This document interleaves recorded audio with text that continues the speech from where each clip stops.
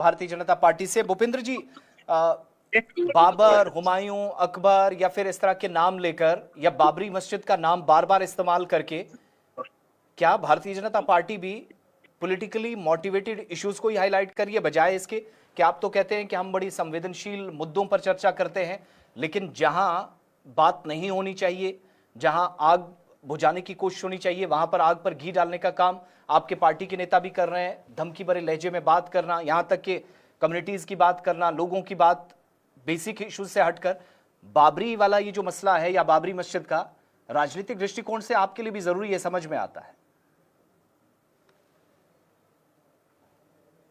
नहीं है मेरे भाई, मैं आपको बता दूं मलिक जी कि इस देश के अंदर में ऑलरेडी नरेंद्र मोदी जी 2014 के बाद से जब से आए हैं, हमारा नारा रहा है सबका साथ सबका विकास की बात की है, और 140 करोड़ जनता की बात की है हमारे प्रधानमंत्री जी ने। ऐसा कुछ नहीं है, जितने भी योजनाएं चल रही है इस देश के अंदर में, आप ही से मैं जानना चाहता हूं भाई साहब कि पूरे देश में क्या मुसलमान भाइयों के लिए योजना अलग है क्या? कोई सौतेला व्यवहार किया गया क्या? क्या उनके लिए नेशनल हाईवे अलग है क्या? क्या उनके लिए जितने भी आयुष्मान कार्ड हुआ, प्रधानमंत्री आवास हुआ, क्या ये सारी योजनाएं किसान के बीच जो बंट रहे हैं, क्या ये हम उनसे वंचित किए हैं क्या? ऐसा कुछ नहीं है। ये कुछ लोग तुष्टीकरण की राजनीति करके, इंडी गठबंधन के लोग और कुछ मुसलमान भाइयों में कुछ लोग, हमारे 80% पसमंदा भाइयों को, ये कांग्रेस जो है ना 60 साल शासन किया, 55 साल इस देश के ऊपर रे भाई, आज तक हमारे मुसलमान भाई 80% पसमंदा समाज कहाँ है?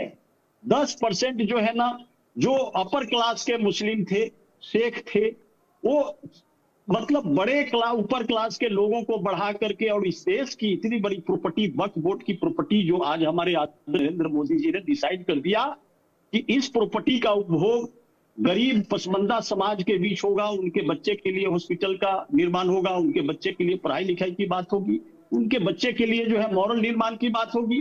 तो हमारे देश के प्रधानमंत्री ने जब से 2014 से एनडीए की सरकार आई है मेरे भाई, पूरे देश में मुसलमान भाइयों को आप देखे होंगे हर सुख सुविधा से लैस करने का काम हमारी सरकार कर रही है।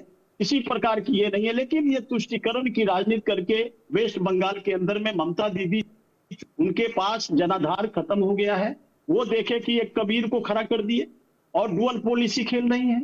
चोर को कहती है चोरी करो। अच्छा, वो आप पर आरोप लगा रहे हैं कि ये इन्हीं का बंदा है, वापस दिल्ली में चला गया, यही इस्तेमाल कर रहे हैं, आप कह रहे हैं वो, फिर किसकी बात सही मानी जाए सर?